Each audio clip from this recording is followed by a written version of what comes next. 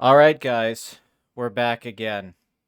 The Beef Stew, episode 6. We're going to continue our Netflix trend here. So I guess this is the Netflix stew, where we just review what's popular on Netflix for a week. Anyway, this week we're talking about The Queen's Gambit, which was adapted by Scott Frank off the novel by Walter Tevis from 1983. So I have my categories. Let's go into the first category, general thoughts. Which I see that I made a typo on thoughts, but whatever. Do you want to go first? We don't have to talk about the book at first. We both have a history and relationship with this book that we've talked about beforehand. But what was your opinion on this 7 episode miniseries, which is, from what I've read, it's the most popular scripted Netflix series or something like that?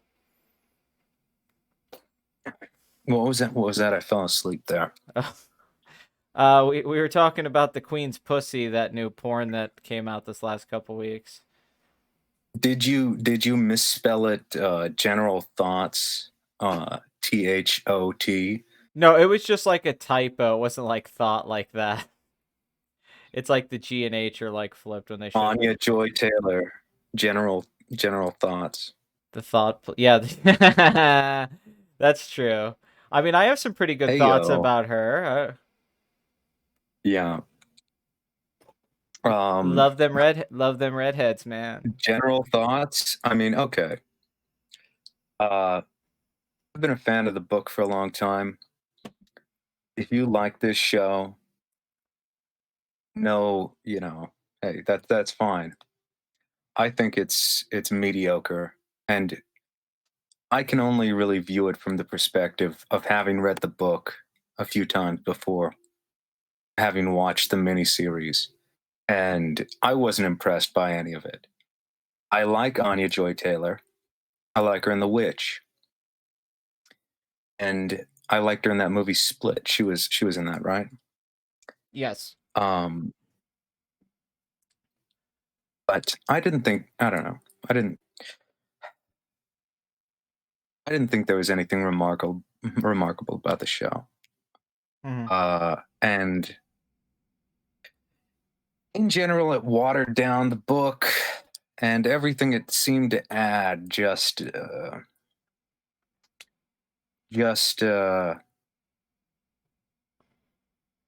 the characters more generic, maybe more likable, just in that bland CW sense. Overall thoughts, it was a it was a slog to get through. I had to force myself through it. Yeah, I watched it all in one go pretty much. I started last night, not last night, yesterday. I was drinking. I was kind of on a bender the last 2 days. And I started watching like episodes 1 through 4. Then I passed out for a little bit and I woke up and I watched episode 5. And then I passed out again and woke up and I got an espresso machine for Christmas, so I made espresso. And as you pointed out, my espresso machine looks like HAL 9000. So that was a bother. It does. Make the coffee pod, Hal. I can't do that, Pat.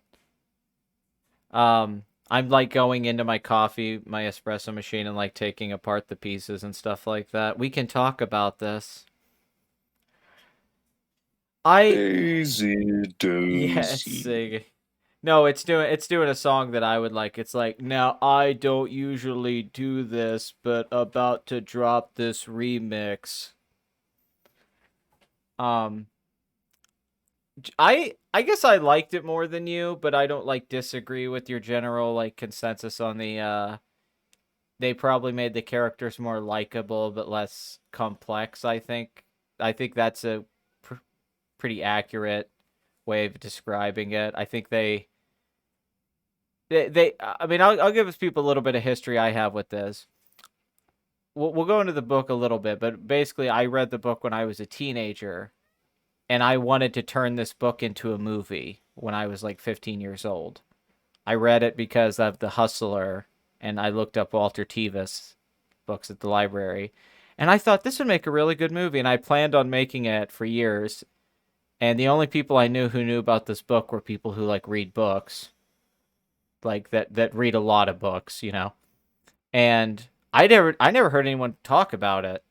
So for some reason, Scott Frank, um, this guy who generally is a writer I liked. If you look up his like filmography, he's worked on a lot of movies and stuff that I like. He directed every episode of this and he wrote every episode of this. So I'm very upset that somebody turned the Queen's Gambit into a show, movie, whatever, when I wanted to do it, because as successful as it's been, I always thought that it could be successful. When I read that book, I was like, this is a blockbuster movie. This is a movie that could make $100 million. And now with this being so successful, I think that's true. Um, so without getting into total comparisons to the book, because we'll save that for the next category where we could talk about what we like about the book and how it compares to the show. Goddamn, I guess I'm gonna have to fight for this one. I didn't want to be put in this goddamn position. This is so uncomfortable. I'm gonna have to fight for it. Um, I'll throw this out. This is my opening statement for this. All right, I'll make my case here. The sports movie formula. All right, it works for a reason. There's a reason we like the Karate Kid. There's a reason we like Rudy, Hoosiers, Rocky, what have you. Even a lot of modern movies that are mediocre, I still like the sports formula. I think it's a little too long. I think he would have really had something here had he like made it shorter, because I think making the characters more broadly appealing doesn't warrant it being longer. I think it should just be like a 2-3 hour thing if it's going to be like a blockbuster chess thing, because that's really what it becomes. It becomes like a see this girl go to these big events and these like she's fighting against the Russians, and she's fighting against these men and all that. That's really ultimately overall that's what it is. It's just like savant wunderkind who's just beating everybody and everyone's impressed with her. But I think dramatically, from a structural standpoint and a dramatic standpoint, I think that formula, even though it was dragged out over 7 episodes unnecessarily, you start with the girl in the orphanage. She's playing with the guy, the janitor. And then at the end, she wins the big tournament in Russia. And there's a moment in the book that I always loved where she gets a call from her friend who starts helping her with the final game. And they do that moment in this show. And it's the big sports movie moment where the whole team comes together. And I think it worked. I think when they call them on the phone, in particular, I think that the acting is really good on this show. And I think a lot of the casting was really good. And it really helped a lot of this. I think when those guys call and she's on the phone after what she went through with her drug abuse and what she went through with her alcoholism and all of the stuff that happened in her life, her just finding that happiness in her life away from the obsession with chess, and then she can go play the game. I think the form of it worked. I think that moment pays off. I think it just took a little bit too long to get to that moment, but I enjoyed it. I thought, like, for watching it for 7 hours, I didn't think it was boring. I think the first 2 episodes are a bit of a slog. But I think once you get to the adult her, and it is Anya Taylor Johnson, I think's her name, or Joy. Joy. I was thinking of Aaron Taylor Johnson. But once you get to her, and it's about her and these people she meets throughout her life, which is how the book's structured too, is that these people come into her life and they come in and out. I just found a lot of those like little side like things more entertaining than probably the chess aspect of the show. I think like I don't know who the fuck that guy is who plays Towns. He's this guy that's only in like 2 episodes, but it's a guy that she likes. But he's with a dude, and then like he shows up back later. But this actor who plays him is like great.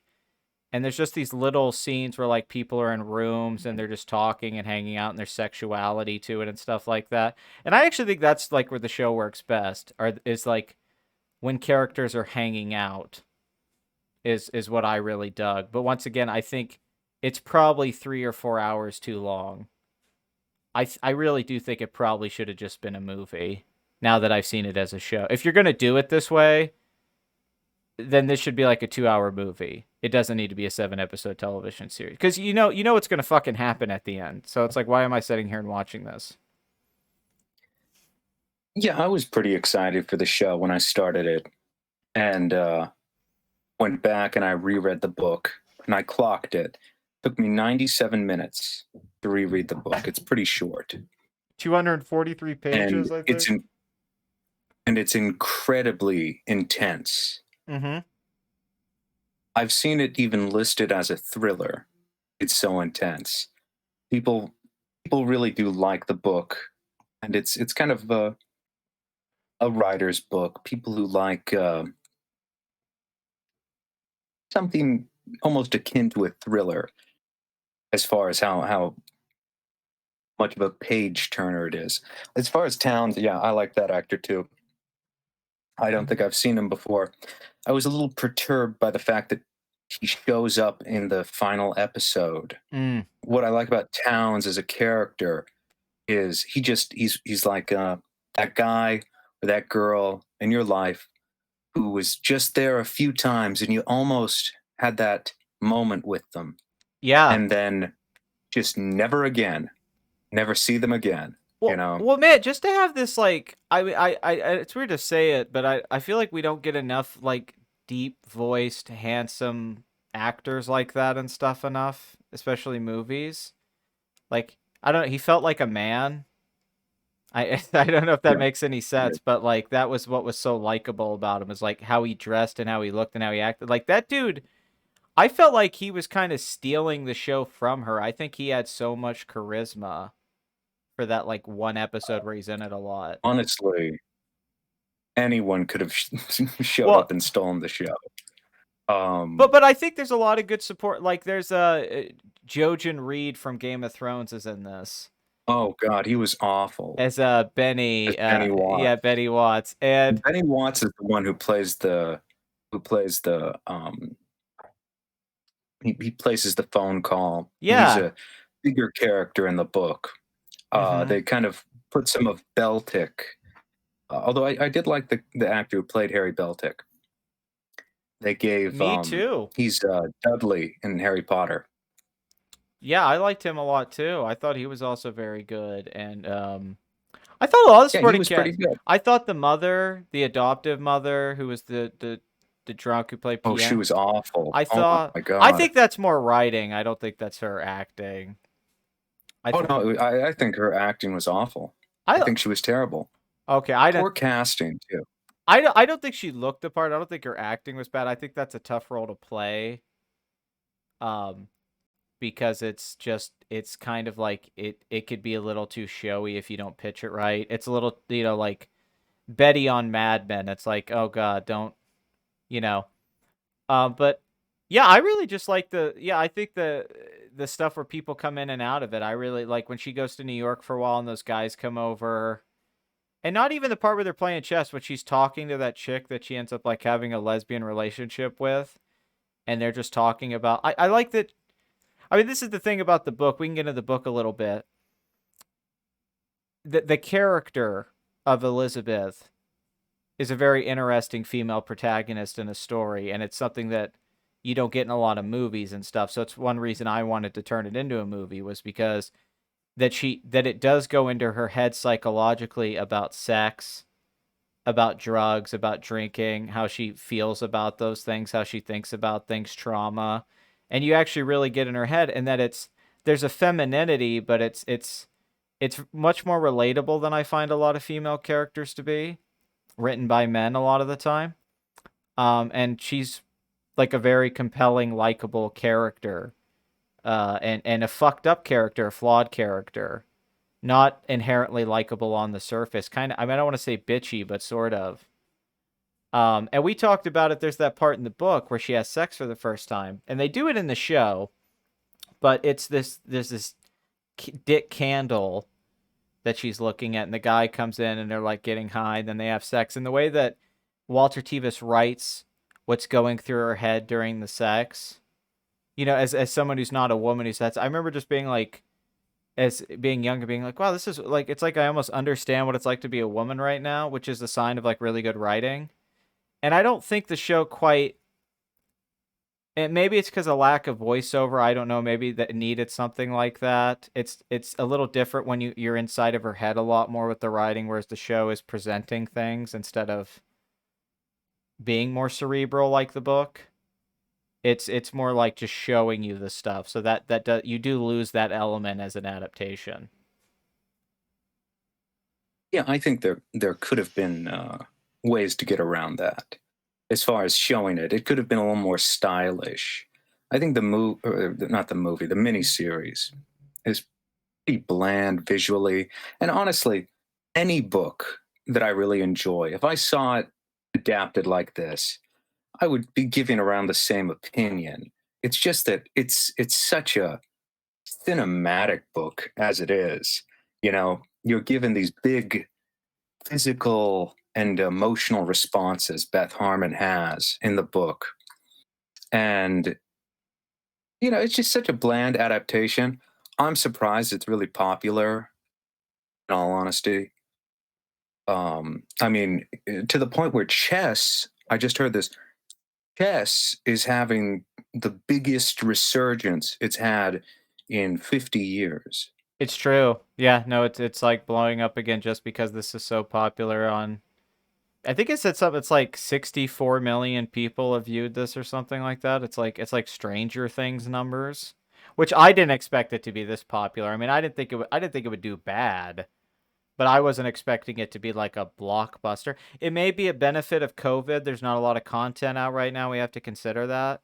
Everything that comes out right now is sort of a big deal because there's nothing else. Like, there's not a movie to go see right now.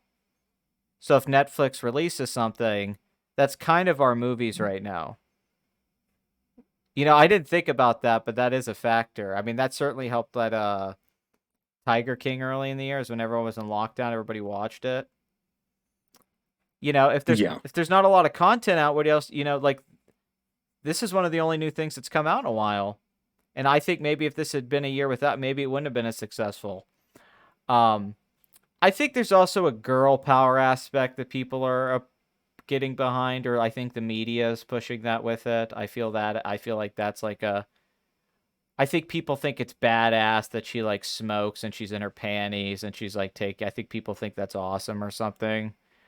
But it's weird that it's just got like completely embraced and like loved by the chess community, because I'd like to talk about chess cinematically because it's something that really hasn't been mastered in film.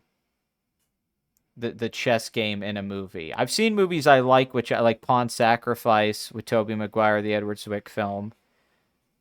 Searching for Bobby Fischer, I like parts of, but it seems like it's a really cinematic thing, chess, but then at the same time, I think of every time there's been a chess movie or a show like this, and it's never as cinematic as I want it to be, and I'm not exactly sure why that is.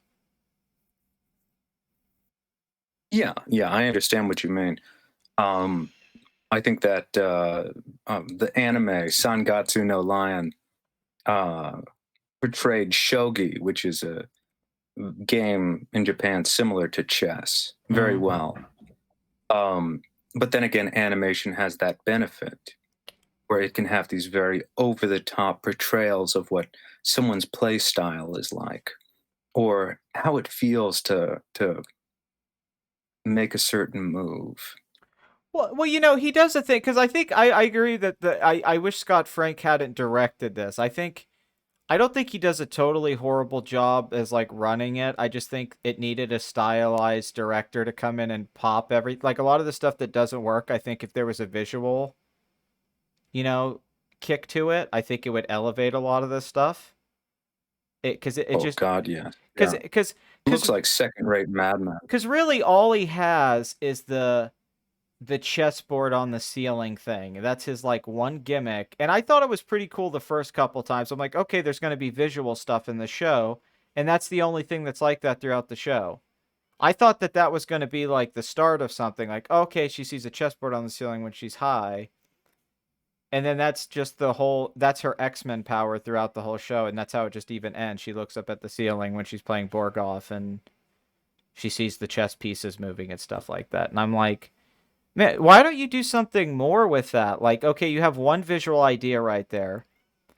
Now keep building on top of that aesthetic. Like, why not get super ambitious with it where she's just walking through chess games and stuff like that? It's interacting. I mean, I'm even talking getting into some surreal weird shit. Like Yeah, although it is a reoccurring thing that memory not that she just sees it on. I hate it when she tears open the four-post bed's top so she can look at the ceiling, like she needs the ceiling. Yeah, the You ceiling. know, it's I need to see the ceiling. She has that memory in the book quite a bit of being in the Methuen home, uh, the orphanage, and looking at that tiled ceiling I and picturing every night I the liked game being played.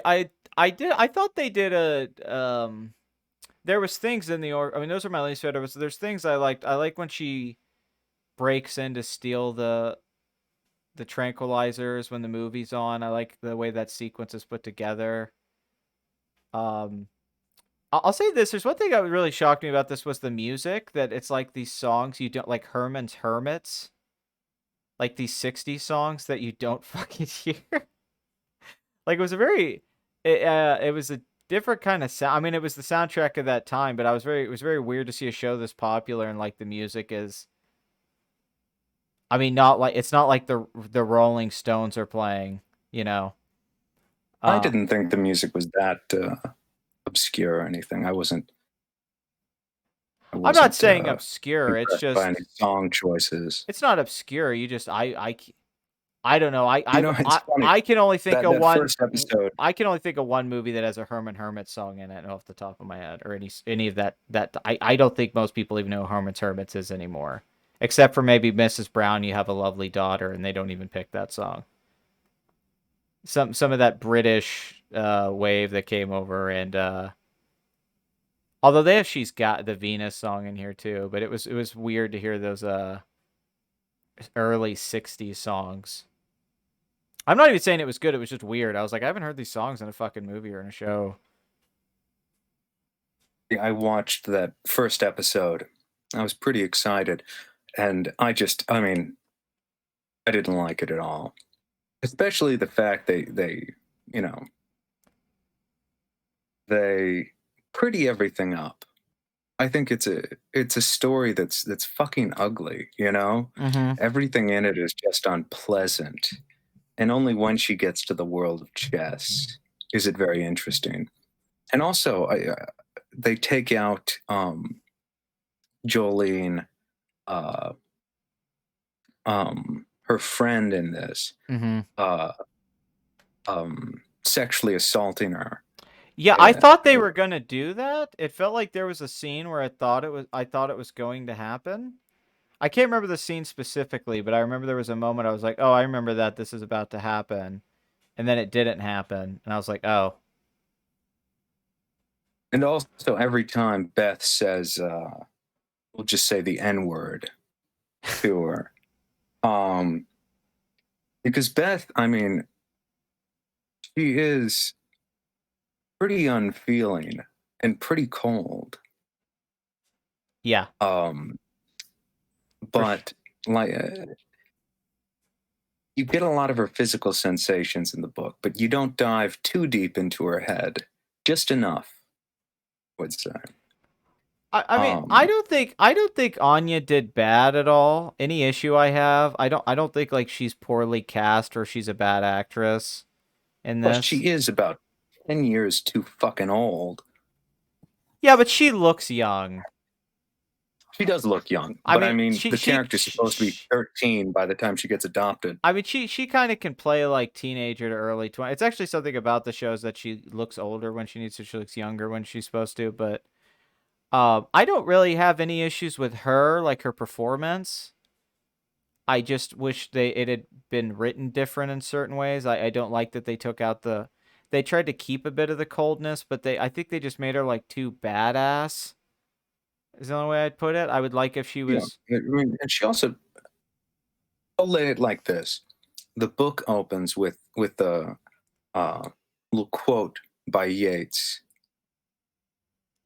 like a long-legged fly upon the stream, her mind moves upon silence. That's from the poem "The Long-Legged Fly," Mm-hmm. which talks about Julius Caesar, Helen of Troy, and I think it's Michelangelo, the painter. and it's about the kind of meditative silence a genius has, or an important moment where it takes this meditative silence and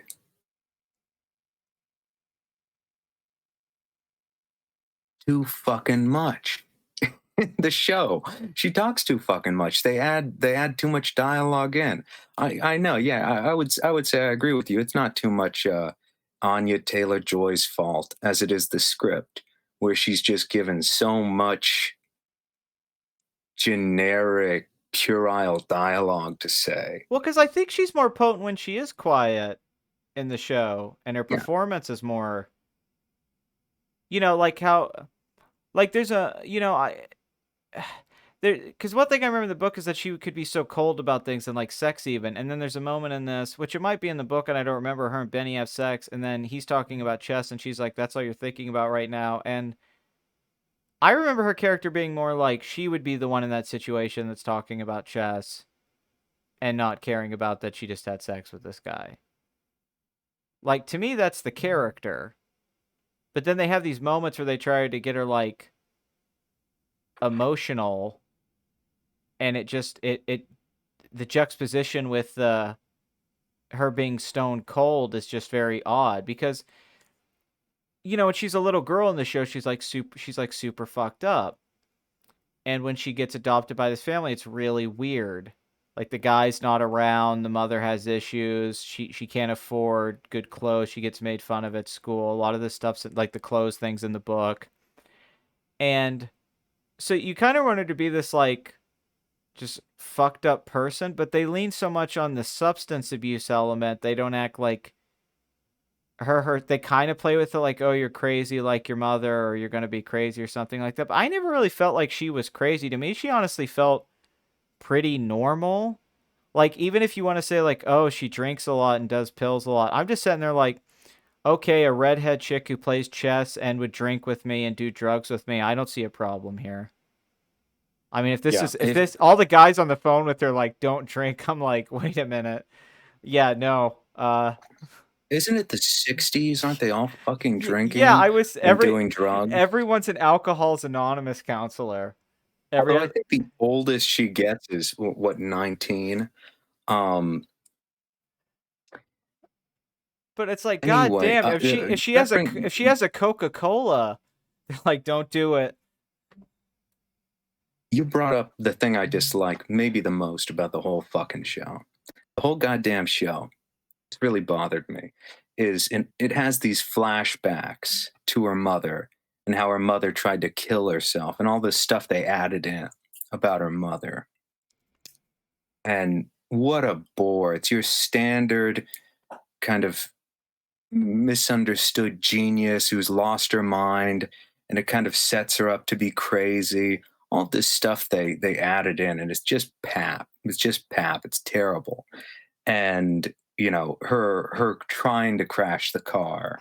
It's just terrible. When the No, whole idea is she's just this random girl. The whole you're gonna turn out crazy just like Paul Morphy stuff. Ugh, it made me gag. I literally gagged physically. they definitely Goodwill Huntinged it. Uh, Yeah, and I because mean, if anything, I mean, that's oh, it's like pouring 10 Splendas into well, something. because one of the interesting things about the premise of the book is that he's writing this historical fiction of a prodigy. He's writing a fictional prodigy and actually going through the development if this prodigy existed. So it's this cool thing, because there are prodigies and stuff, but actually he does his own version of it, and to make it a girl. And I don't think they totally did the historical fiction part bad. Like, I know you say light Mad Men, but I don't think like I don't really have an issue with that so much. I think it looked like the 60s era. I think like the costumes and sets and all that all looked fine. I think like the music and the cars, I think all that. Yeah, it all looked fine. I was just saying it looked bland. No, I visually, I think like the photography and directing's pretty bland, but I think like, I think they do a good job with the, I felt like this like this was that time and people were playing chess at that time, but it's just a characterization thing. It's not necessarily a narrative thing. I think structurally it's pretty okay because it keeps a lot of the structure of the book.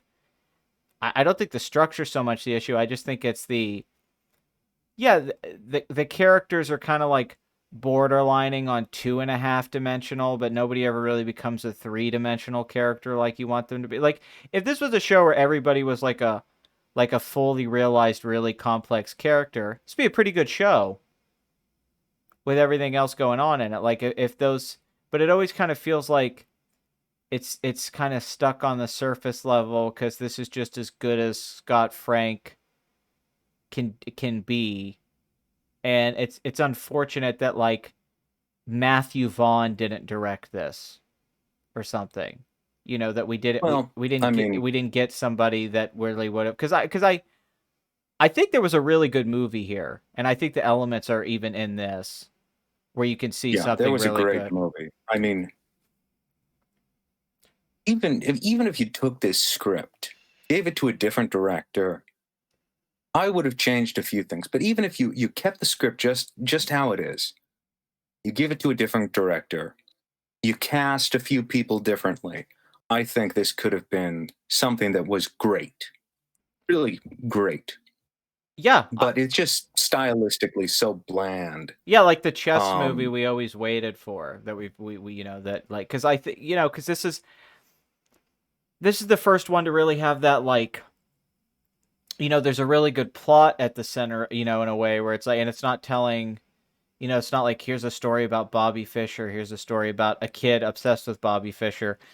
It's like this is this narrative about this girl's life, which is interesting, and the people she meets in her life, which is interesting. But I kept seeing that too. Like, yeah, a lot of just missed potential. It wasn't like what I would have done, and I talk about like, oh, I would have done this, but I thought about this for years as a movie. I mean, here's the So thing: I can only view it one way.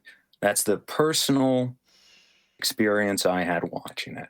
I thought, hey, cool. I dig this book, and I've read it a few times.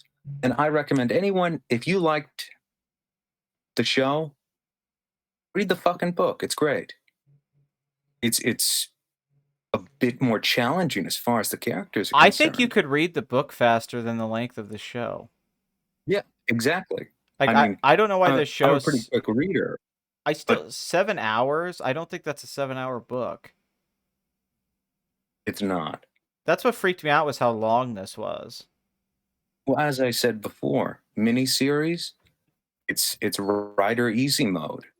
Plus it's more streaming time for Netflix. Well, this was like a writer's ego project. This is that era of television thing. The fact that he wrote it, because hey, you know what? The guy's like, hey, I want to turn this book into a thing. He's a pretty well-known screen. I need to look at stuff. I think he wrote like Minority Report and shit like that. He's worked on some like really big Didn't he write or the adaptation of Out of Sight? I think no, like good movies.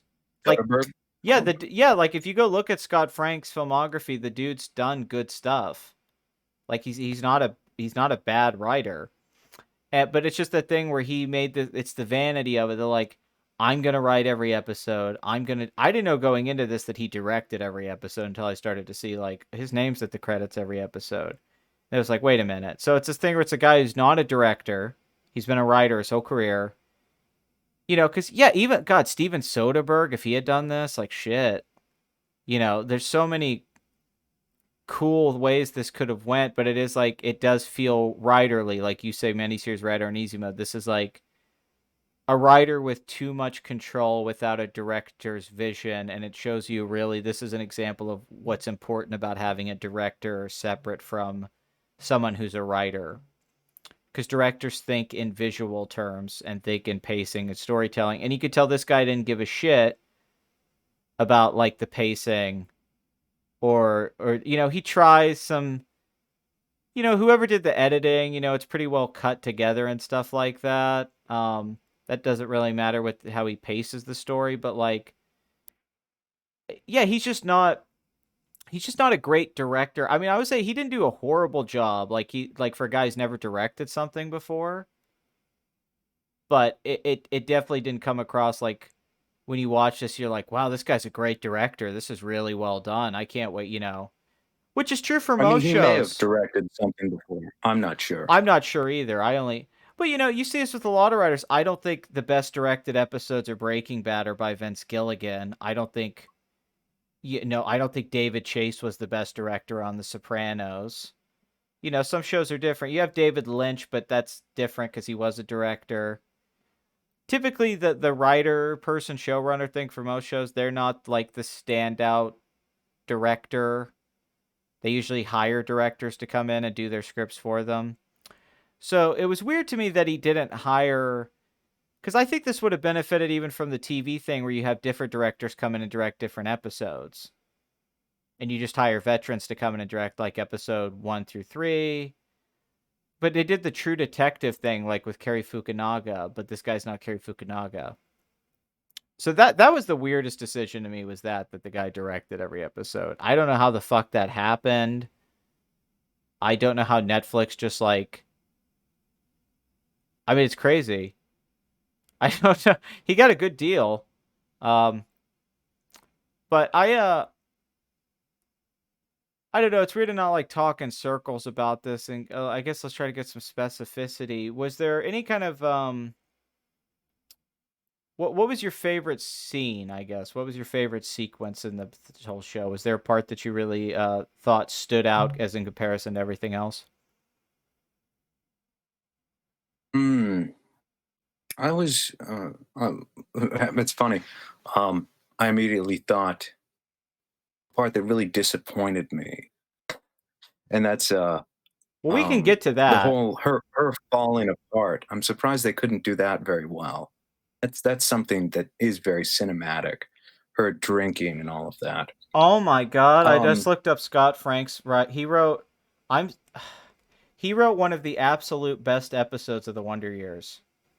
He wrote the oh phone. really? He wrote the phone call, which is the whole episode where Kevin Oh Arnold's my God. fighting to call the girl on the Yes. phone. If you don't know this, I'm like, yeah, if anyone listens to the show, The Wonder Years is my favorite show of all time. I've always wanted to do a podcast called Kevin Arnold's Basement where I watch every episode of The Wonder Years. But I'm like a scholar on Good The show. Wonder Years. Yeah, it would be a good show. We should do that show where we just watch every episode of The Wonder Years. It's only a 22 Fuck minute. this. Let's just start talking Whoa, about the what'd you Wonder Years. do? No, because it's 22. Because I remember when I got the idea, I was talking to you about that episode where they do Our Town, and Kevin at the end, Yeah. and Winnie does the speech. Do you realize how beautiful you are, a world, and all that. And Kevin has the spotlight on her, and then it cuts to Kevin, and he has the single tear, and then the voiceover's like, Winnie's father moved back in a week later, and it's just like, I don't know what the fuck it is. Our Town always works. There's that movie Wonder by Steven Chbosky, and in the second half of the movie, the Yeah. daughter is in our town, and it's like one of the best things in the movie. It just always works. Damn Um, you, Thornton I Wilder. know it's so good. I've seen the shittiest productions of that fucking play, and it still always works. Yeah. It's My too fucking dog could put it on. It would it's work. too well written. But God, yeah, I didn't know this. Yeah, because that's like OG season Yeah, Wonder Years. the telephone call. If The it's the one I'm thinking of, it right? is. It's It's the the one where one. it's no. The whole episode he wants to call this girl that he likes, and he's like going through all these scenarios in his head of why he shouldn't do it, and he's asking people for advice, and then at the end he's like, I just need to call her, and then he calls her at the end, and the camera pans out as he's on the phone with her. By the way, people, Man, greatest show to tell 22-minute stories that's ever been in television is The Wonder Years. Because you could bring up shows like MASH and that, but MASH was a 40-something minute long show. It was an hour long. Twin Peaks was an hour long. Wonder Years, the fact that it told these stories in 22 minutes is what makes it so impressive. Is that it wasn't an hour long show, but it would tell yeah, these little you'll self know care. when Daniel Stern's voice makes you cry on cue. Every fucking episode, just about. There's no show that has as many tear joke moments. But yeah, he wrote that. He wrote Dead Again, which I'm a big fan of. Yeah. He wrote Malice, which I dig. Get Shorty, wrote that screenplay, and Out of Sight. Two adaptations. Minority More Rep- Leonard. Minority Report, the Flight of the Phoenix remake, Oh, the interpreter. But then I forgot he did direct this. He wrote and directed that movie The Lookout with Joseph Gordon-Levitt, and I dig that movie. And I forgot he was the guy that Oh did that yeah, movie. That's a fun little movie. he is the director. He has no excuse. Then he did Marley and Me. He wrote the script, and then of course the big thing is Logan. He was a big on the script on that and got the Oscar nomination on Lots Logan. of adaptations. Yes. So to be fair, he is experienced in this, but it is all. It's not a lot of TV. It's a lot of film at it, which makes you wonder once again, should he have written a film screenplay instead of doing a? No, I mean this is really crazy because you actually look. My feeling on this is that he got a lot of equity with Logan being so successful that he was able to get this project made because it's about 3 years apart, and I think Logan doing so well because you actually look at that period in between Logan and some other movies, he's not really like you go back to like the '90s, this dude's like crushing it, like. But goddamn, yeah, he wrote one of my favorite episodes of the Wonder Years. Fucking crazy. Um, I mean, Out of I'm Sight. trying to think of a scene. Yeah, Out of Sight. I mean, Fantastic. holy shit. I mean, that's. I mean, I know. Although I, that and Get Shorty, those Elmore Leonard books translate pretty damn well. I don't know if you can. I've often had a theory that it's like, unless you're just a moron, it's like hard to film an Elmer Leonard novel and not be an entertaining movie because they just read like movies, most of them. I think I've read every Elmer Leonard novel, and every time I read one, for the most part, there's even one that's like one of his newer, and I don't know exactly what year it came out, but it's not like old Elmer Leonard. I think it's called Mr. Paradise. And even when I was reading that, I was like, this is a movie. You could make this movie right now, and it would be totally watchable. Like, it would be a solid 8 out of 10 movie if you filmed it just the way it's written in this book. Kept the dialogue the same and everything. You wouldn't even have to be that Yeah. talented to pull it off. Why the fuck isn't La Brava a miniseries? I know. There's a Oh, lot of. Blitz. I know. I think about that one all the time. No, because there was the period there, like Soderbergh and Tarantino and Sonnenfeld all did Elmer Leonard adaptations, and then for a while we had to wait till Justified. But it's weird to me that there's not more Elmer Leonard adaptation. I've always felt that way also about Joe Lansdale, this not which like a writer a lot of people I think probably don't know is from East Texas, who I'm a big fan of. And I met him and he told me that all of his books have been like optioned out for movies and only like 2 of them ever got made was Bubba Hotep and then Cold in July. But he writes all these great like southern crime novels, southern gothic kind of novels that are all great and they would all make great movies. There's this book he wrote The Bottoms, which is great. Bill Paxton was going to make it after Frailty. And then he died, so they canceled it. But it's like there's these books out there that are just movies. Like you just read and you're like, oh, that's a fun, and you would barely have to write a script for it.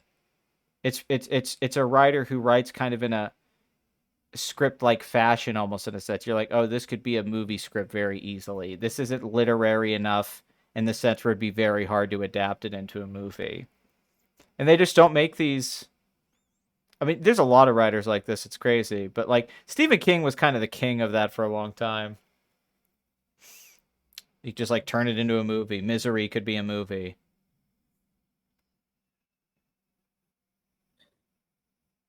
I'm trying to. Okay, I think a scene that I liked all right was I like the guy who played Mr. Shybell. I hated the fact that he said girls don't play chess. I mean, the character barely fucking talks, and having him say that kind of messes up the character, in my opinion. But I'm gonna try not to drone on about the book.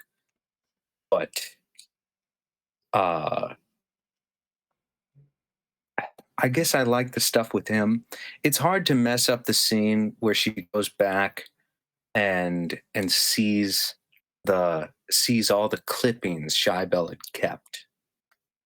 Mm-hmm. Um, I thought that but stuff all I like worked. the I thought fucking zoo scene was good. That's the one that sticks in my head. Oh It's the yeah, zoo scene. I forgot about that. Mainly because there's not a lot of talking. Oh, uh, gosh, this really gets me. Um, Alma Wheatley, her stepmom, she dies midway through the book, and it's right after that kind of crushing defeat in Mexico City. Um, and in this, she has the death cough. I thought Yeah. I thought, wow, that's taking it a bit over the top. You have a character cough, Go get me a they're pack of dying. cigarettes. Go get me my goddamn Chesterfields. Yeah, that should have been someone who looked like 70, you know, like those people who are just drinking and smoking Yeah, themselves to death yeah, like her. yeah, because I'm looking at her and I'm like, okay, yeah. Yeah, She could yeah, get a she looked. man. Yeah, yeah. She should be like someone in her mid 40s who looks 70. I would I have mean, liked it she's if it was really described over with the just these top, varicose veins. like if she was like Selma, like she was like Simpsons, fucking Marge, just like Kathy if she Bates, was just a chick that you was know, like, "Go get me my cigarettes." I want my Yeah, cigarettes. I want another drink. Here, have some beer. It's okay. Let's fuck these two. Okay, there's one thing that I really like that I thought was funny. Those two guys who show up at every tournament. I thought that Oh was yeah, fucking yeah. hilarious.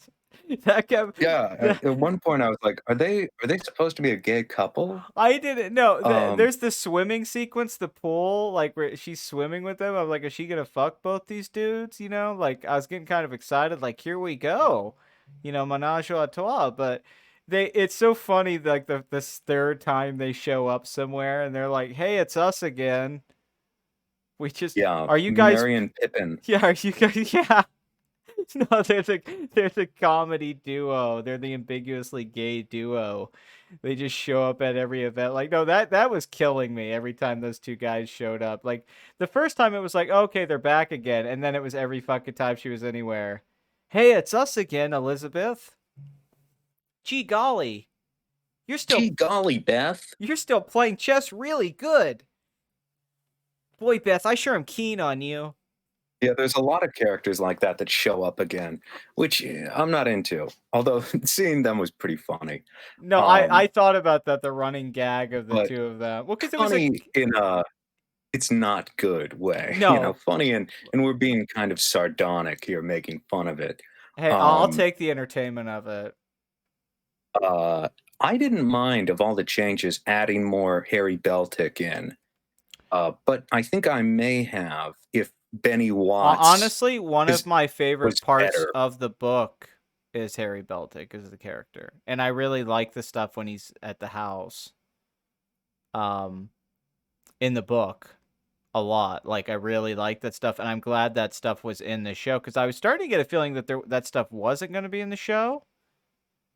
Like there was a lot of things I was like, okay, they're not going to do that, I guess, and then they're not going to do when her friend from the orphanage they meet again later in life. I was like, I guess they're gonna cut all that. I knew they had to do that. But oh my god, the Love Actually kid as Benny Watts with his fucking mustache and cap and hat.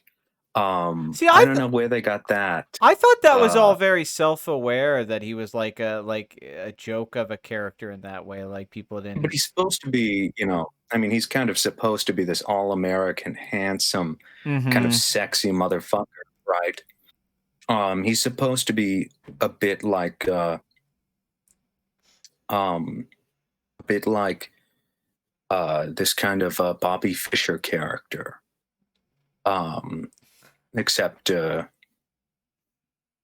not as much of a prodigy because Beth is also kind of supposed to be I'll say this. Bobby I don't Fischer. disagree with you as that. I didn't really dislike the writing of that character so much in this. Like I can get some of the things, but like I do like Benny in the show. I wish he had a little bit more pep, but I do like how the characters in the show, and I like how he comes in, and I think he adds a lot to the show in the second half of it. Well, And he is like the second biggest character in the book. yeah, no, I You think know, yeah, no, exactly, and I don't I think it's part of the strength is just having that element in there that you know that you have someone else who is good that plays and because there's these things I like, you know, like when he tells her that like the Russians are good because they help each other, their teamwork, and then it kind of starts the sports movie thing, but the teams getting together, they're forming the team sort of thing. I wish they had done more of that stuff. If that's what you're gonna do, like lean on a little bit more, but it all happens kind of very late into it. Yeah, as it does in the book. You know, her looking in the room and seeing all of the Russians together discussing the But match, this is longer than the and book, so that I think you got to do it yeah, earlier yeah, they could have added it in. because the book's faster Um, paced. it is, it is. You'll read it faster too, probably. Yeah, the book's got I faster mean, pacing. So this one, if you're gonna do it like if you're gonna stretch these things out, then you need to extend things, set them up earlier instead of kind of keeping them when they show up in the book, but just making it longer to get to that point. Where I think if you'd have got to that, and like let's say this is a 2 hour movie and you get to that pretty quickly, like 90 minutes in, it would have worked better than 6 hours in. yeah, yeah. Uh, no argument here. I think you're absolutely right. Be- Um, I hear a lot of people really liking this show. I'm just not exactly sure why. I'm not sure why either. I mean, I didn't, like I said, I liked it. I didn't think it was bad, but I don't get why it's like a cultural phenomenon. You know, like I get why Tiger King was popular. I understand. You know, it's like a Coen Brothers movie. It's like this what the fuck? You know, it's like watching one of those Christopher Guest movies, except it's real.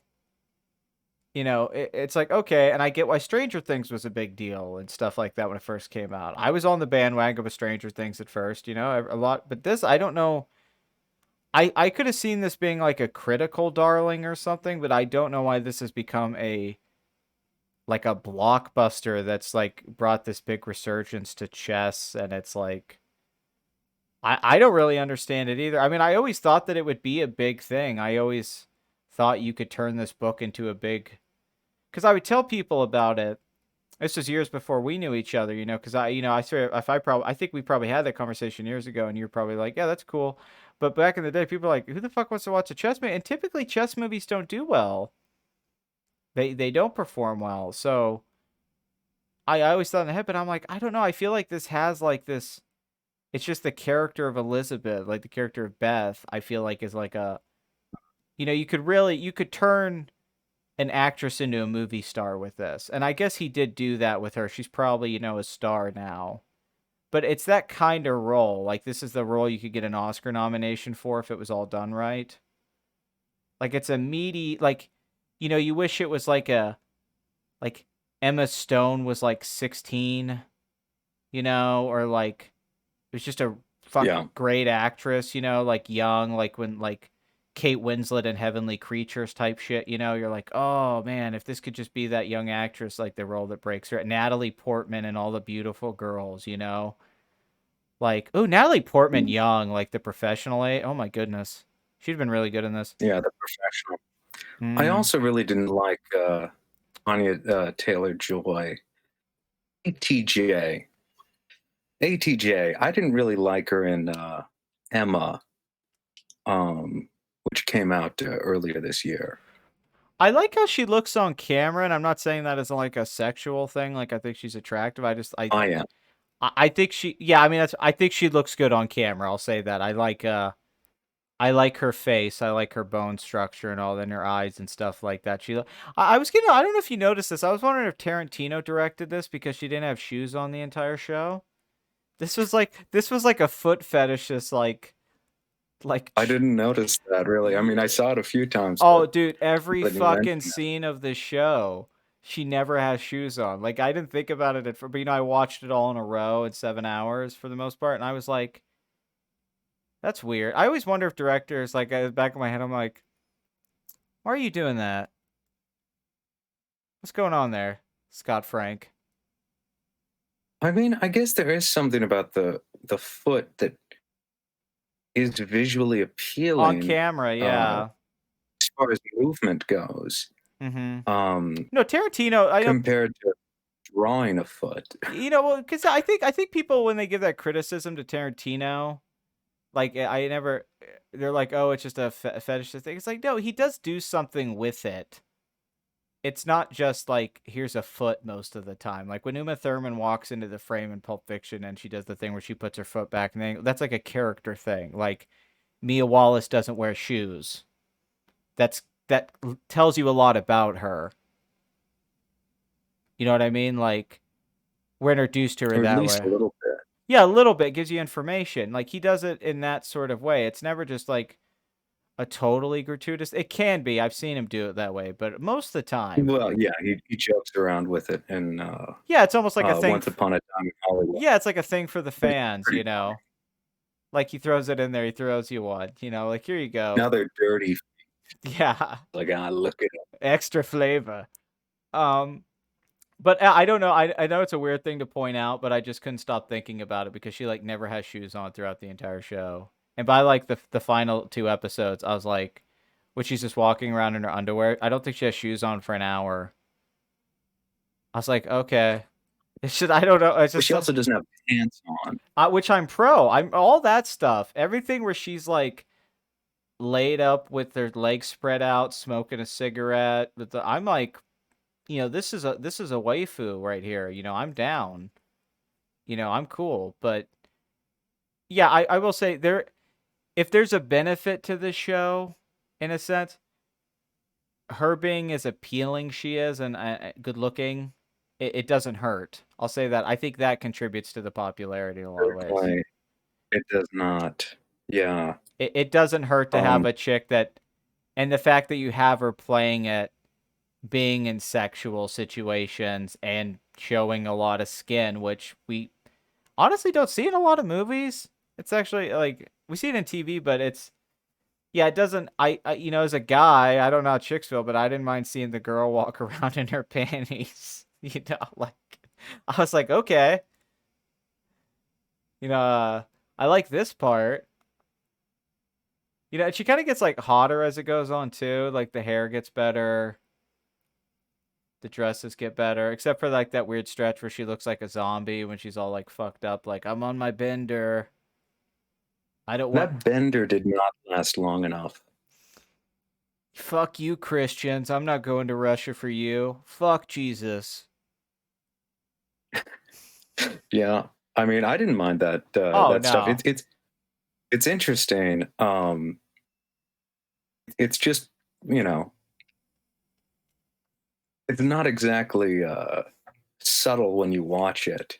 No. Um, I mean, I don't want to sound shallow that way, but I remember one time they asked Joel Schumacher about this stuff, and he said he's, in his Joel Schumacher, where he's like, people like good-looking people on camera in movies. That's why we put good-looking people. We've tested it. Which I don't actually agree with because I think a lot of my favorite movies, ugly people are in them.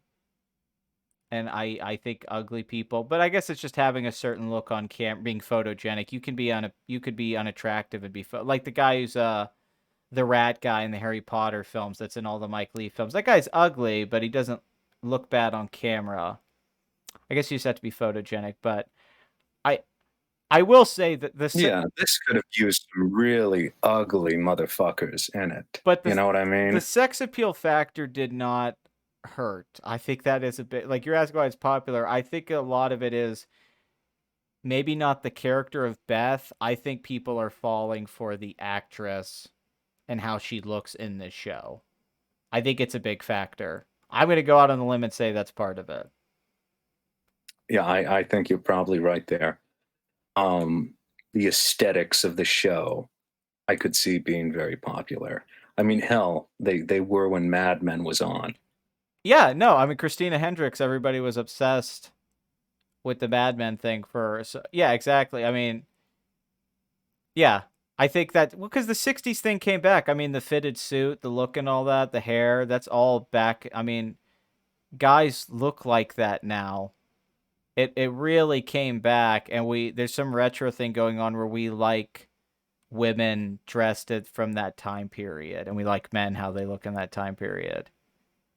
It really came back in a big way. So having her look that way and be attractive in it, I think that's just You know, and that she does have a lesbian element, so it's like the girls get to have fun too. You know, there's I don't know, it's playful. I think it being a bit playful with those things is a big benefit to its popularity and success. I think if more shows or more people were willing to be playful with sexuality or women and stuff, and you don't have to be gratuitous. This is always the flaw with the criticism of the male gaze or sexualizing women in movies. I don't have a problem with sexualizing people in movies. I think that's part of movies, and I think it could be a very good, entertaining. Like, I want Richard Gere to be sexualized in American Gigolo. Like, I don't want to watch that movie and he's not sexualized. I don't want to watch Saturday Night Fever and John Travolta's not sexualized. Like, it's part of the movie. It's in the DNA of it. It's part of the fabric of what makes it interesting. Like, sexuality's part of life, so why can't a movie have sexuality in it? But because it's a woman, I've never understood. It's like, what are you, a prude? Like, yeah, maybe not a Pixar film, I guess, but if you think that part of the reason I don't like Little Mermaid is because, Ariel's hot, then, I hate to tell you this, but the American Pie quote holds true.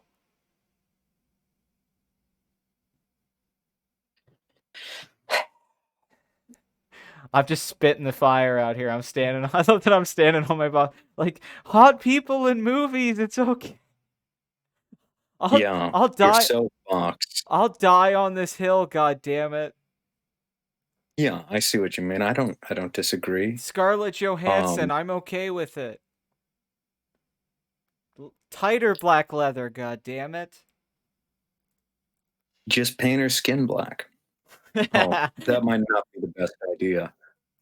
No, but like even the Towns guy, I mean, there was a sex appeal to the guy. That was a part of the likability with those with him. Like you said, he's that person that comes into your life, and stuff like that. He has to do a lot with a little. And I would have liked even more of that in the show, to be honest. I wish it had been more R. Like, I would have liked a little bit more edge.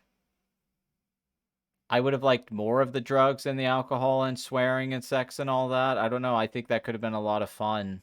Because we didn't really get that stuff in Mad Men because it was on AMC. So it was always like they worked around it. Where if it had been on HBO and stuff like that, Dawn would have just been with naked women every episode and it would have been great.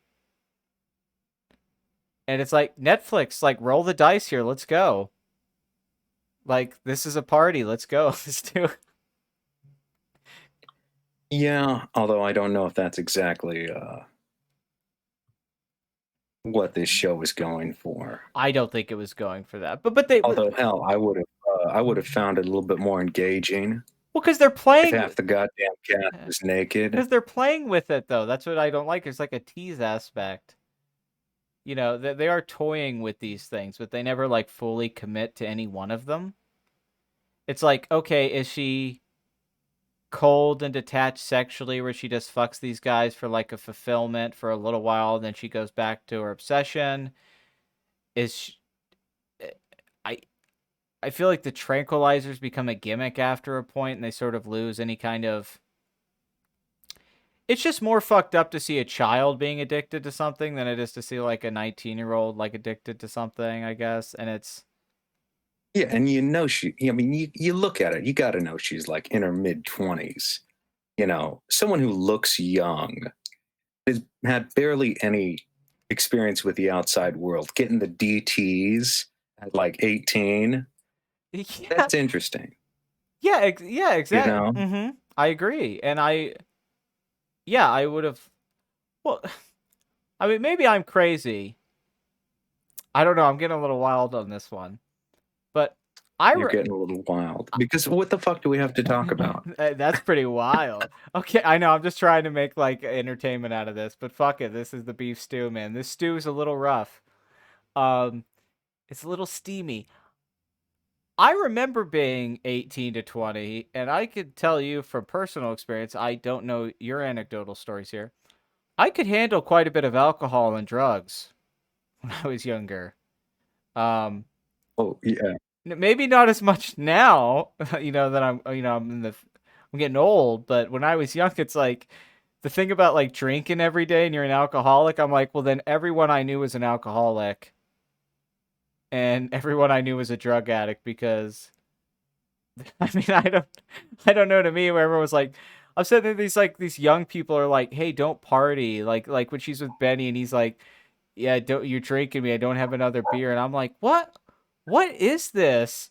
Like if you were in college and you were at a bar with some chick and she was wanting to drink with you, like there's only one way that ends. You get drunk. Like it was just very strange to me that the show tried to. I get what they were trying to do, but it was like I feel like the substance abuse message really falls apart in this. And that's what a lot of people are praising, not the chess aspect as much as they are as it's about addiction. But I feel like they flip-flop on it cuz it's like sometimes she's addicted and other times she can just quit it like it's nothing. So it's like, well then is she really addicted to it? And Yeah. then they have her I mean, go she on her. should be. I think she downs like cases of alcohol in weeks, in just like a week or two in the book. And just like, she's just shaking. She can't get through the day. Uh, Yeah, if coming and at she's throwing up and drinking, immediately throwing it up and just keeping a little bit down at a time. I mean, there is that It's pretty visceral. there is one scene she does that where she pukes in the trophy and then drinks the beer.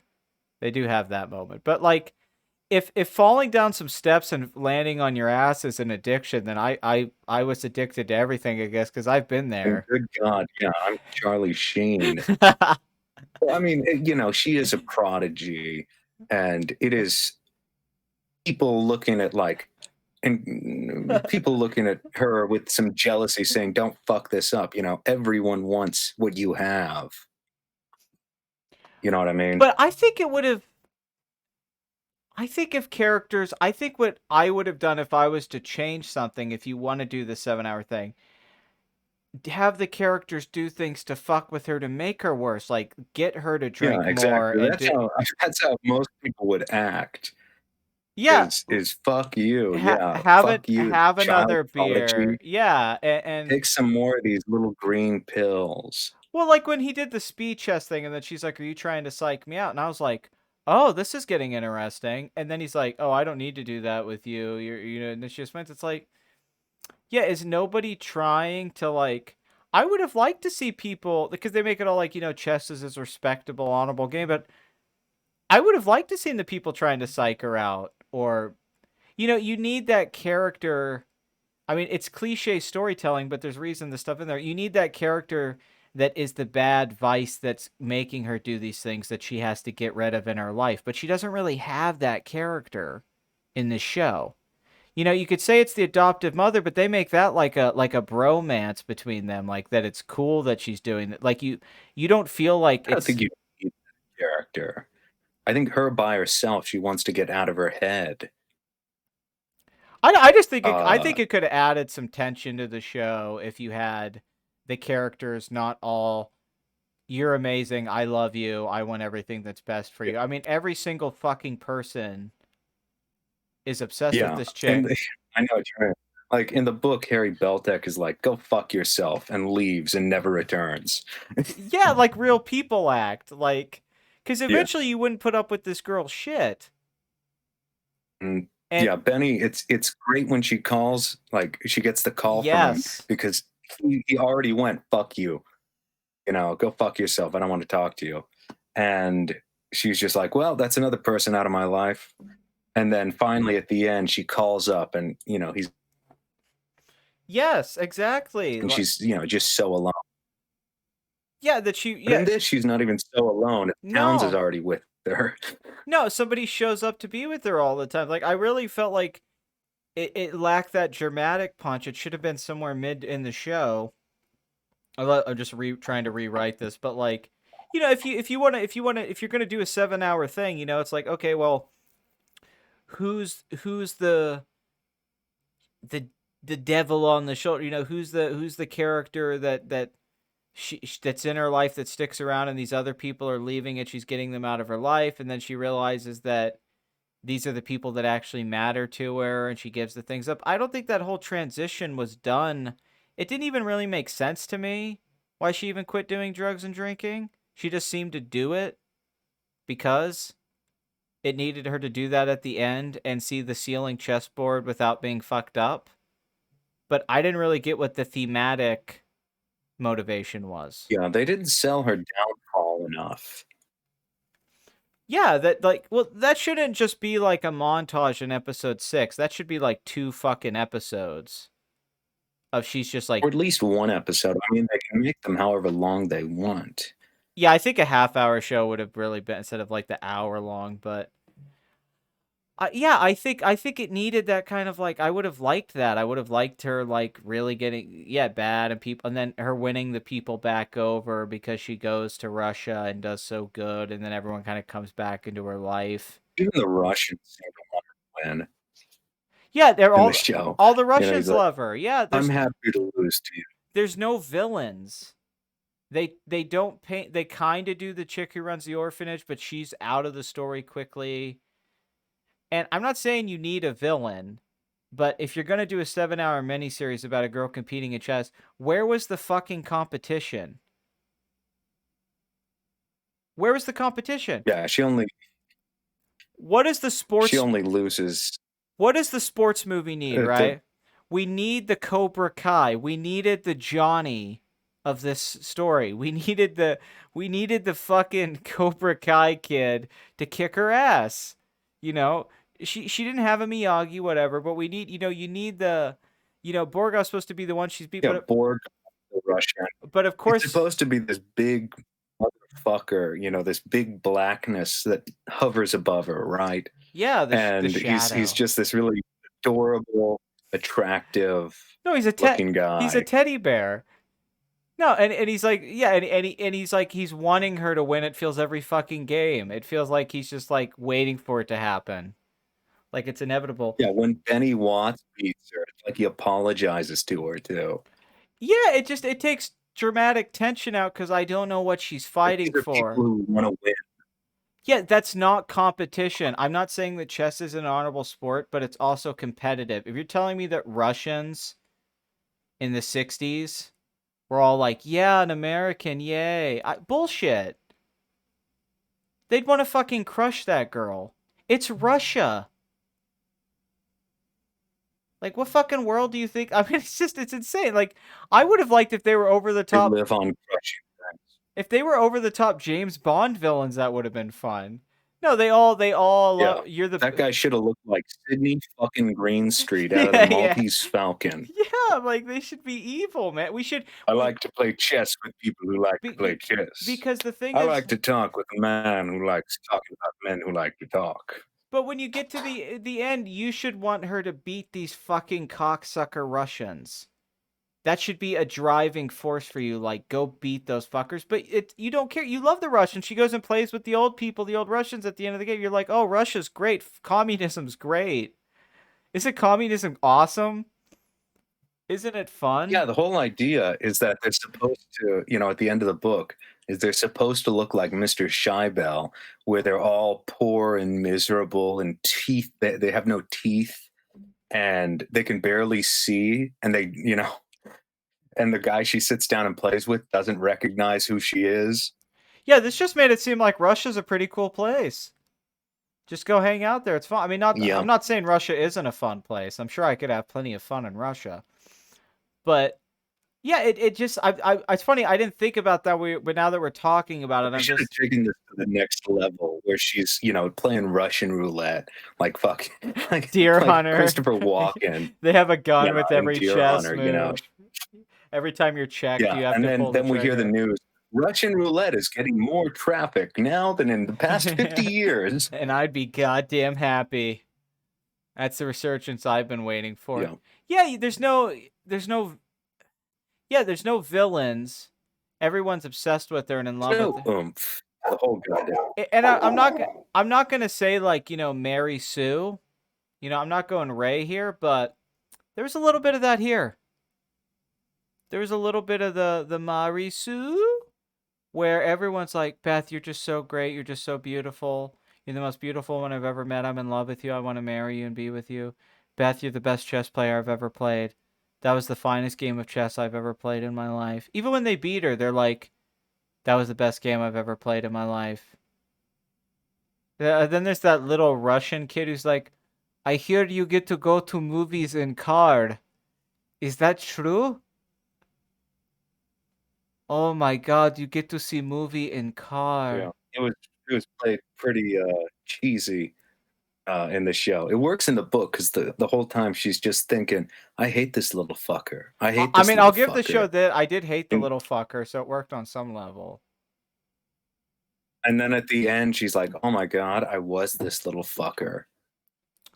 Well, there's something about the book that I dig, and it's a weird comparison to make, but one of my favorite authors is John Irving, and some of the stuff that Really? he does in his books with like sexuality, it's prominent in almost all of his books. His characters are usually hypersexual people, and there's always this weird thing with wrestling, and especially famous ones like World According to Garp and all that.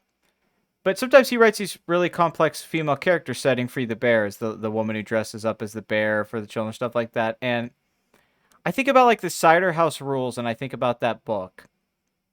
And when you read that book, and it's this like expansive epic, and how deep it goes into sexuality, and Homer working on that apple tree farm for like 20 years, you know?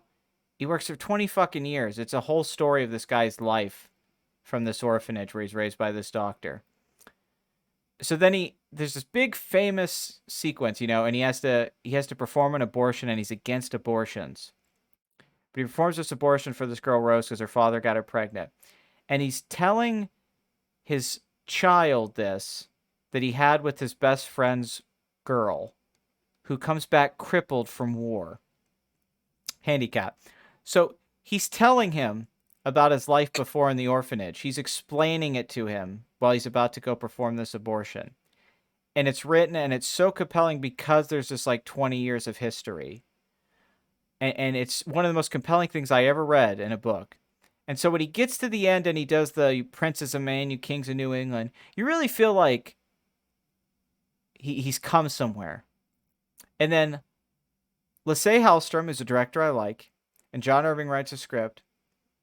They take that and they turn it into a 2-hour movie where this character goes in for a summer, basically, bangs Charlize Theron. No hate in there. And then he just comes back at the end, takes over. It's been like 6 months. He performs the abortion. Well-acted movie, well-made movie. I really like that movie. But, like, you lose something sometimes when you don't commit to what the heart of the thing is. You maybe get the pieces of bones right. It's about this guy who's an orphan, who's this doctor, and he wants to go away, and then he ends up coming back to the place where he started from, and it was his destiny. But when you miss all the little details and the things that really flesh it out, well, that's what makes it interesting. It's the recipe to the thing. It's what makes the souffle good. It's what makes the risotto good. So there's a lot of the details here, and I like them. I like that she has an addiction. I like that she drinks. I like that she's cold. I like that she's a chess prodigy. I like these characters that come in and out of her life, these male characters especially. But there's a level of detail missing in this show. It's a streamlined version like that movie was, where it's just the Dick Candle thing even. In the book, it's so descriptive and it's so prominent. I almost feel like, though, when you see the Dick Candle in the show, it doesn't linger so much. It's like she looks at it and then she's like, you tell me, which I think in the book she says, wouldn't you like to know? But I could be wrong. But when you read that in the book, that really stays with you. It lingers you. It's almost like a memory burned into your mind. That Dick Candle is burning like the candle at the beginning of Schindler. It's like a dream. It's Magneto Man, with what if there were a bunch of Magneto with candles at the beginning of Schindler's List? Magneto with Professor Xavier. He's with the memory with his mother. It's the Dick Candle. Thank you, Eric. That was a very beautiful memory. Him and his mother are lighting a Dick candle. Yeah. He's moving the thing. but it like lingers in your head. It's like this is a memory, this is a thing, because it sets this visualization of like this burning intensity and almost her lack of understanding to even, or her almost strange curiosity and almost cold approach to even thinking about a penis. And it says a lot about who she is. And then in here it's just like a moment she lights in a guy has sex. So it's a scene and it's a scene and it's there, but it doesn't penetrate you in the same way because there's detail missing. There's the decoration, the presentation's just not really like that. I really like the visual directing that Not can't. the work, not the work. The The presentation. candle should be like a shot that's kind of lingered on for a moment with some music, and really like that should be a thing. It's not just like a kind of like a joke. It actually represents something. And it's that undercurrent of Yeah, intelligence that Walter Tevis does with that makes that a very well written book. It's in every page of that book. And the show never really gets past the surface level of these things, almost to where I don't know if Scott Frank was too intimidated to go there or if he just didn't know how to do it. I think he probably knows how to do it. I mean, the guy seems like a heck of a writer. I agree Um, looking at his film. Yeah. not from this. Looking at his filmography, yeah. I'll give you a better example, I think, which is right afterwards where they have the sex thing. They have sex, her and this random guy, um, which a lot of the kind of small parts in it, like his role, I thought were actually pretty poorly acted. Uh, Yeah, like she, that should be like a memorable character for the few minutes he's on screen, but it is like kind of like what the fuck is this guy doing? yeah, and I mean, he gets that line, about the capitalism and wanting to read Dostoevsky in the original Russian. He doesn't sell that line. No, that's a douchey line. You really got to know what you're saying when you say it. How douchey it is. That character. And then when they have sex, they have this very cliched, unsatisfying teenage sex scene, right? Something out of the '70s, Uh, and in the book, it just, they had sex, and she's thinking about how she's 17, she just smoked a joint, and drinking, and her life is just a little bit more full now. She's lost her virginity, past that milestone, and is glad to have it passed.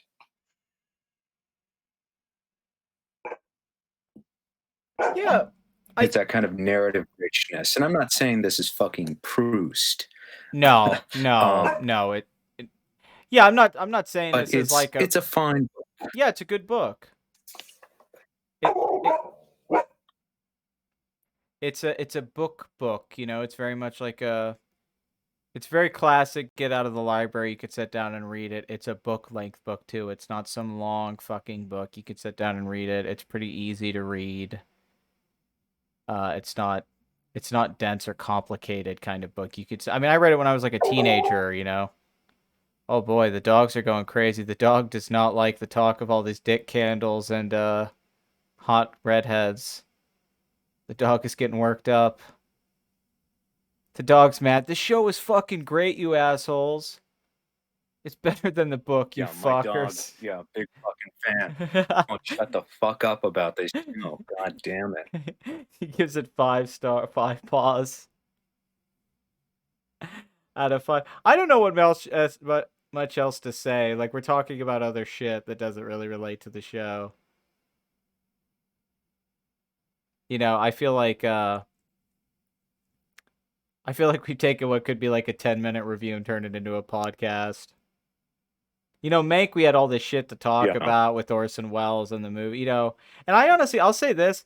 I think our Mank podcast was probably more fulfilling to me than watching the movie, which I mean is a good thing. I think Better. Yeah, it was fun. I think you probably get more out of history of Citizen Kate and Orson Welles from listening to our podcast than watching Mank. Um, but Possibly. but this, on the other hand, I don't know if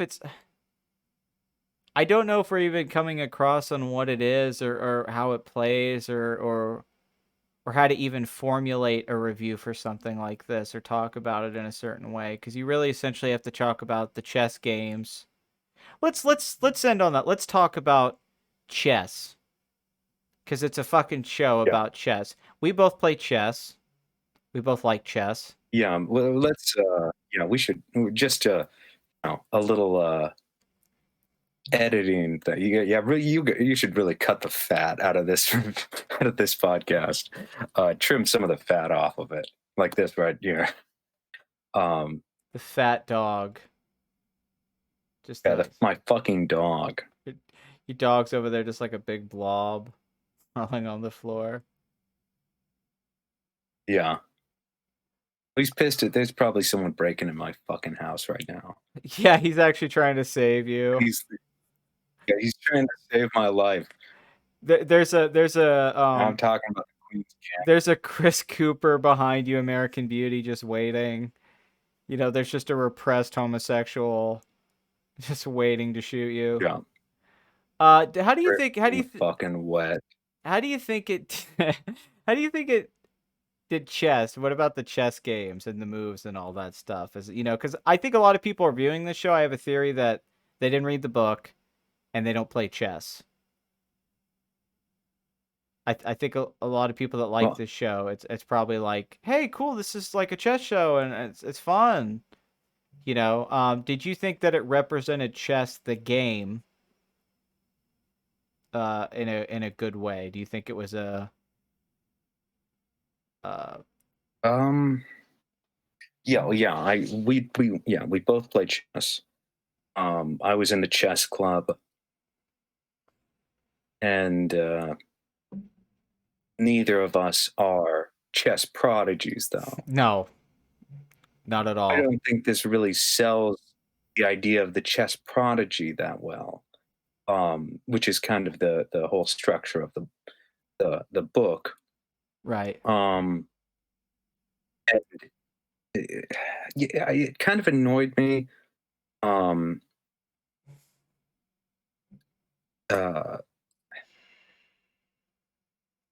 Especially early on when she's saying which pieces take which, as opposed to breaking it down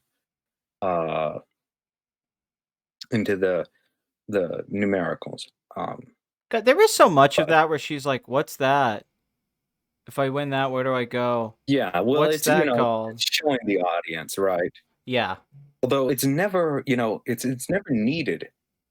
They never really needed it. They don't say, "Oh, look what's happening," the rook's position. They never really even explain. That's what I thought too. The Queen's Gambit is, no, or what the Sicilian defense is, yeah, or the Morphy variation, which right? I think none of that stuff comes up. Another thing that would have been really fun, to actually go into chess moves. I didn't see anything that was inaccurate about. Well, that's what I was wondering. I didn't notice anything either, because sometimes with chess movies, the chess game, they're trying to act like it's like two great chess players playing, and the chess game they're playing isn't like, it's not Magnus fucking Carlsen shit. It's like, I think I could win this game, or play in this game. Which I mean, Tevis was a chess player, and he did have input from a prominent chess player in it. So I don't know. I just wonder about that. Do you think they got the chess accurate? I wish there had actually been more chess in the chess show. Like I would have liked more chess. Like I would have liked more, because they try to make it like a movie thing. Like let's play speed chess, and then like let's sit down on the floor and you can play all of us. Oh girl, I think you've got it. By God, I think she's got it. Yeah, the girl can't help it. Um, I don't know. That stuff didn't really bother me. You know, it didn't bother me. But What do you think that there is an inherent issue with making chess cinematic? Do you think that somebody hasn't been able? I mean, I liked how not at all. Just unvisually. I'm going to say it again. That March comes like a lion. Once you get through the first few episodes, and especially that second season, you just have this continuous stream of old men, just like middle aged men playing shogi, and you feel how the game is going. Yeah, you don't really need to know the specifics of it. You can feel what's happening I'll from the e- visuals and the I'll even go as sound. far to say like even with like a Yu-Gi-Oh, I mean, just like what they do in anime with anything like that. Like they're playing a goddamn card game, but they have giant hologram monsters pop up when they play the card game. So you're like, well, that's cool. I don't know what the fuck they're doing, but this looks like a lot of fun. Um, There are things you can do here that you know will make you feel a certain way. The way the bowels kind of like tighten, teeth grind, your knuckles crack. yes. That heavy sensory perception when you're focusing on chess, or any, I mean, it can be any board game, uh any board game you like. Yeah. When you're really in the zone, and if it gets your adrenaline going, even a video game, it makes you feel a certain way. Always wanted to make a movie And about a group of especially, friends on a D&D campaign that just like is like a Dazed and Confused. It's just like one night where a group of friends are in a D&D campaign, but you just make it like fun, you make it like a movie. Cuz got yeah, and I mean, if board you want to games. really feel like how intense chess can get, or poker, you're a poker player. Mhm. To anyone, listening to this, you want to feel how intense it can get, just put like $50 on the line. Just play for a $50 game, Oh god, now I'm and thinking and bet on. if this was like Rounders. This was the Yeah. Rounders of chess movies. Like, How about you? How do you think it portrayed chess? I have a fear in my heart that I dealt with years with computers until Social Network came out. I I don't know if it works cinema. I think it works in an anime style and in a stylish way, but I don't.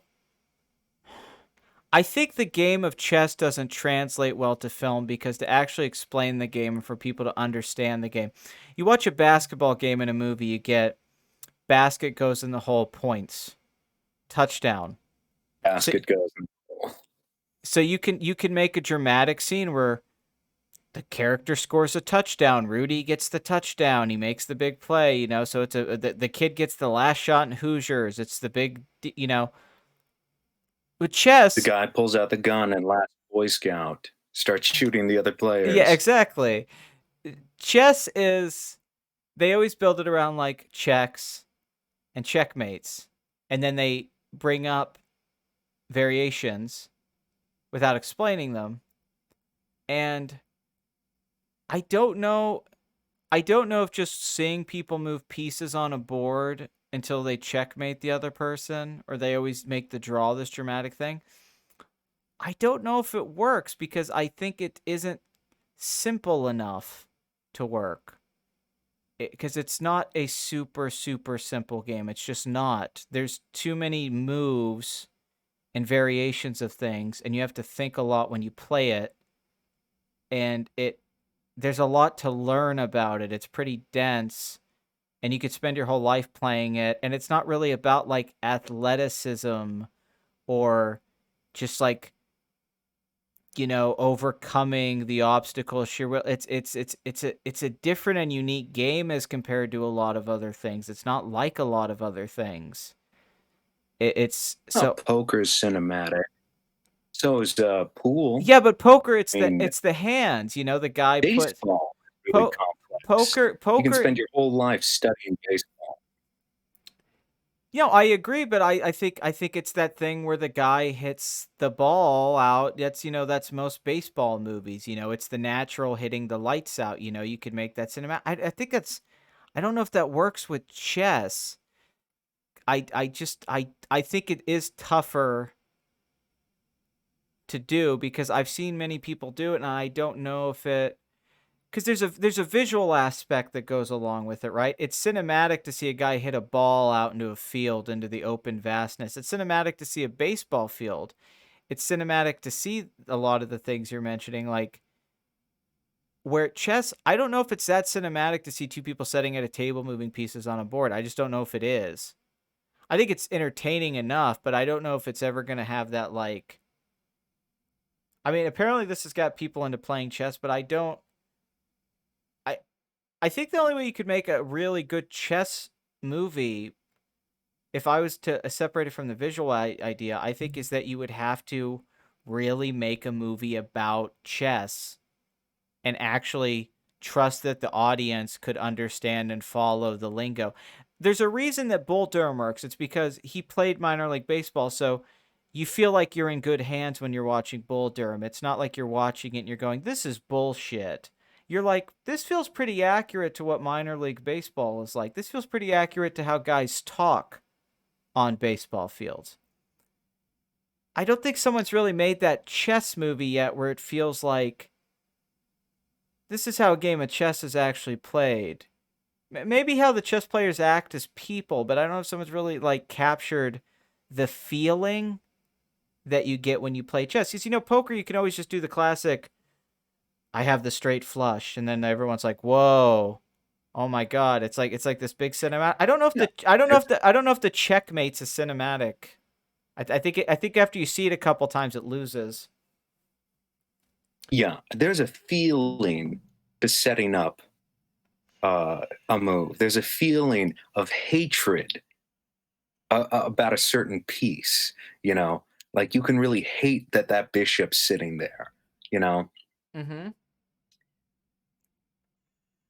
Yeah, just and what yeah, what it is what. hard to get across where you just have two people sitting there. But I think it needs something because it's so still. It needs to be hyper stylized, and there's nothing wrong with that. Because what's fun about yeah, like what is actually fun about chess, what's frustrating about chess too, is that you like you're never quite as good as you want to be, and then like I mean, there's so much like that you deal with, and yeah, like just how you can fuck up in a chess game, and when you fuck up, and you can't recover, and there's just a lot of things like that. There's a real because chess is a game where like simple single mistakes affect the whole thing a lot of the time. You can't, it's you really have to play well. It's especially when you're playing someone who's like equal to you or better or something like that. You really have to play well. And the tension that comes from that, part of it's your nerves too, is you have to overcome it. Like you get to get to that relaxed place to where you can play um and not be so tense and overthink things sometimes, where you overcomplicate things, where you could just be making smart moves. Sometimes you play a little too aggressively and you don't think about protecting enough of your pieces early on enough. And then setting up an end game, which is tough for a lot of people because you have to finish. You could be doing really good in a chess game, and if you don't know how to really finish it, that can screw you too. And I don't think that's ever really been captured in a movie. I don't think anyone's ever really gotten the. They talk about it a bit in this, but I don't know why they weren't focusing more on the pieces moving and how they correlated with each other. They always do that thing they do in every chess movie where it's like, all right, he's going to move his bishop to this. He's going to move the knight here, so you're going to want to make this move. Okay, well then you make this move and you're going to want to make this move. Instead of showing them make the moves with us, the audience, having an understanding and a relationship with to what the movements mean, instead of them just saying, this move means this and this move means this, just to build up to the checkmate being the universal language. I agree with you. I mean, if they have to make the fucking tiles glow with CGI to make it interesting, or if they have to add, a close up or a goddamn snap zoom on a rook or a music sting out of a horror movie with an en passé, Well, I don't, I don't care as long as it's interesting. Well, I thought it was going to be this clever writing thing, and he didn't really do it, and he had a good opportunity. Because, it's for us, the audience. When he's teaching her how to play chess, that should be us getting taught how to play chess. When he's teaching her those moves, we should be getting taught those things. So then we know what she's doing. And then later on, they don't have to explain the things to us because they were set up in those early parts of the show. But they don't really do that. But I thought that's what he was going to do. Is that he's like, what side does she? He's like, it goes this way. It goes this way. And I thought, like, okay, they're going to explain it to us so we know. And then later on, when they're making the moves, we know what the moves are without them doing that dialogue thing where it's like, you're going to move here and he's going to move here. Like, it would be so dramatic in a movie, which I've never seen done in a chess movie, where you see a character move a piece to make a move. And because the movie has informed you well enough, when they make that move, you're like, oh shit. And you just know from the knowledge you've been given from the movie or the writing of it that it doesn't have to, you make it cinematic, but also just like give the audience information. So when they make it, be like, oh, okay, that's an interesting movie. But no one's really done that. They always just like, they don't, and I don't think it's that complicated to go into fucking chess moves and shit. I really don't. I don't think it's that hard to understand.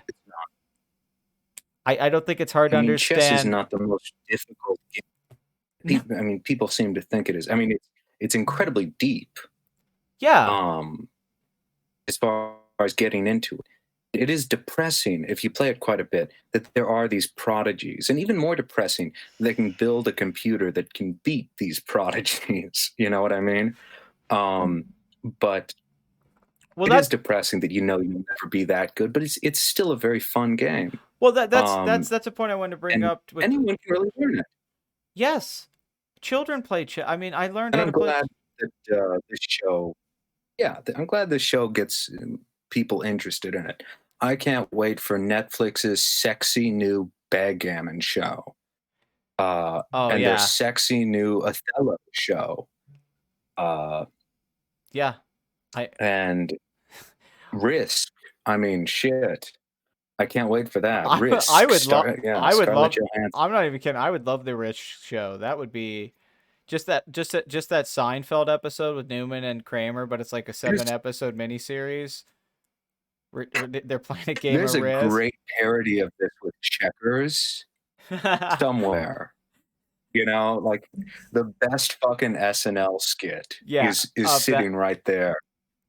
And Bill Hader plays all of the parts, including the girl. I want to go back to the poker point, though, because I was thinking about that. You bring up the computer.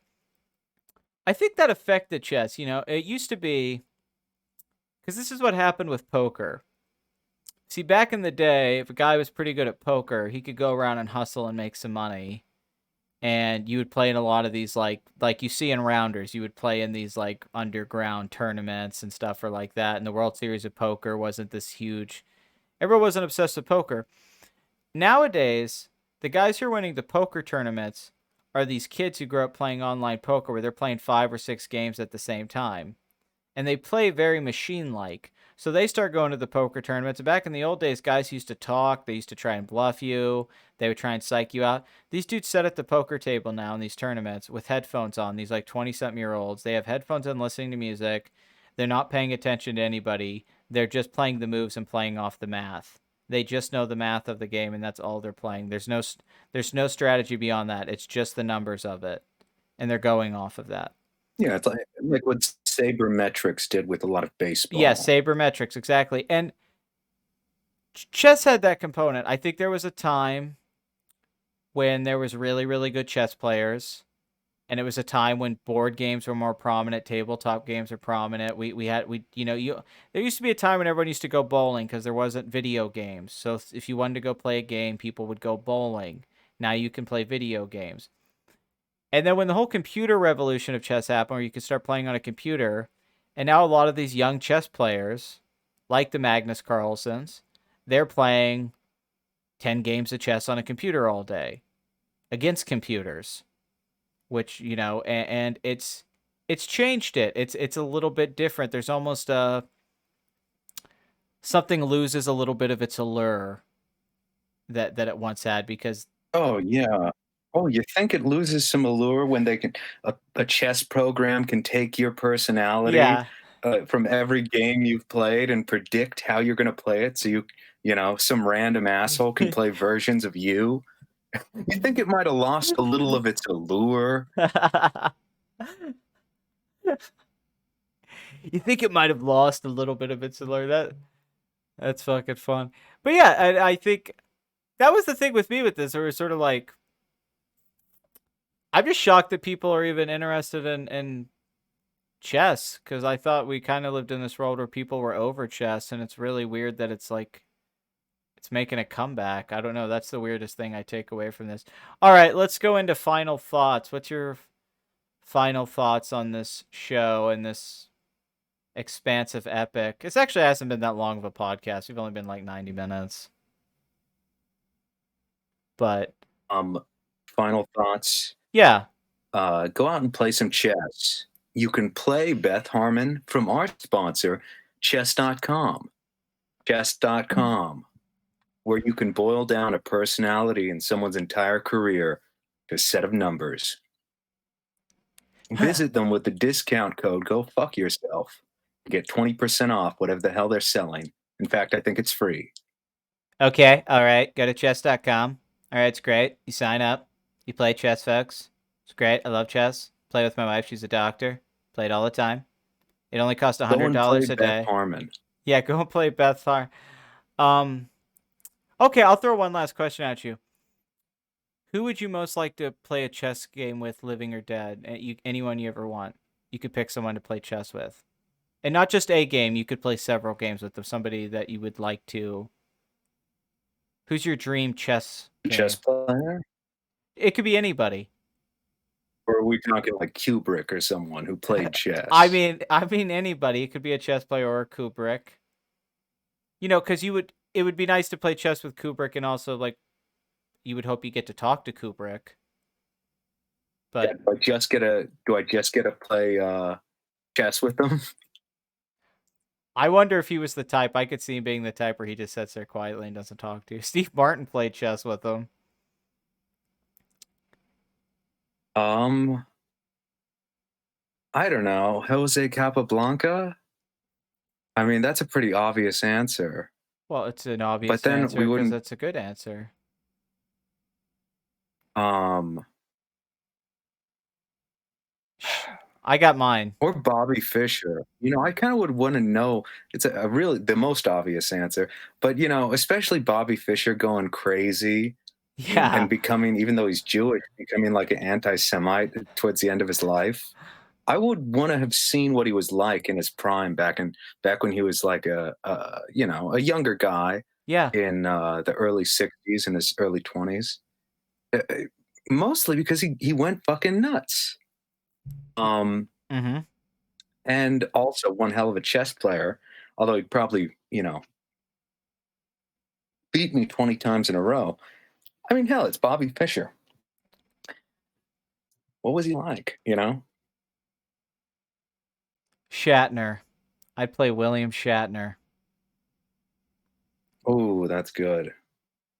Would it be that weird next-gen 3D chess? Yeah.